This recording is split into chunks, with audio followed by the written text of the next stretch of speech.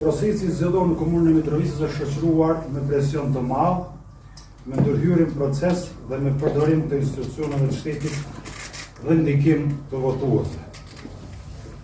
Kjo është vërtet edhe në ditën e votimit, kur i gjithë kabineti qeveritar ka qëndruar në komunën e Mitrovicës. Gjatë ditës së djeshme, komisionerët tonë, gjatë procesit të numërimit, kanë vërejtur parregullsi të rënda.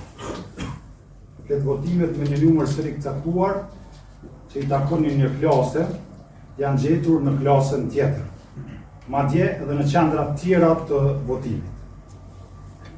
Pra, ka pasur bartje të një këtë votimi nga një klasë në klasën tjetër dhe nga një shkollë në shkollën tjetër. Me të marrë këtë informacion, komisionerët e Partisë Demokratike të Kosovës kanë alarmuar me njëherë organet e rendit dhe të drejtësisë, ndërkaq dy përfaqësuesit tonë në Komisionin Qendror të Zgjedhjeve kanë dalë në vendin e ngjarjes.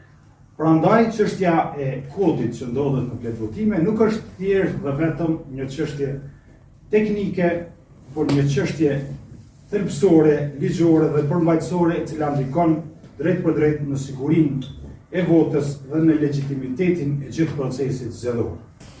Në këto kushte, nderuar gazetar, me lejoni të paraqes kërkesat e Partisë Demokratike të Kosovës. Ne kërkojmë që Mitrovica të shkojë menjëherë në rivotim, sepse janë disa qendra të mëdha në të cilat janë vërejtur parregullsi. Kërkesa jonë për rivotim në Mitrovicë do paraqitet edhe si ankesë pranë panelit zgjedhor për ankesa dhe për ashtresa menjëherë pas kësaj konference.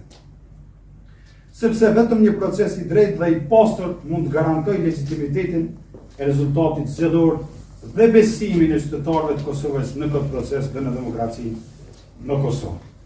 Partia Demokratike e Kosovës siguron qytetarët e Kosovës se do të ndjek çdo rrugë ligjore dhe institucionale për të garantuar që e vërteta e plot të dalë në dritë dhe çdo aktor që ka marrë pjesë në këtë manipulim dhe të prishet procesit të japë përgjegjësi para organeve të shtetit të Kosovës. Vota është e shenjtë, demokracia jonë është shtrejtë dhe PDK do ta mbrojë deri në fund vullnetin e qytetarëve të Mitrovicës dhe integritetin e procesit zgjedhor në Republikën e Kosovës. Ju e dini që Kosova ka qenë model për organizimin e zgjedhjeve për shumë vite me radhë dhe nuk ka pasur asnjë paraqitje.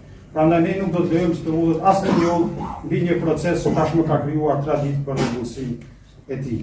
Faleminderit shumë.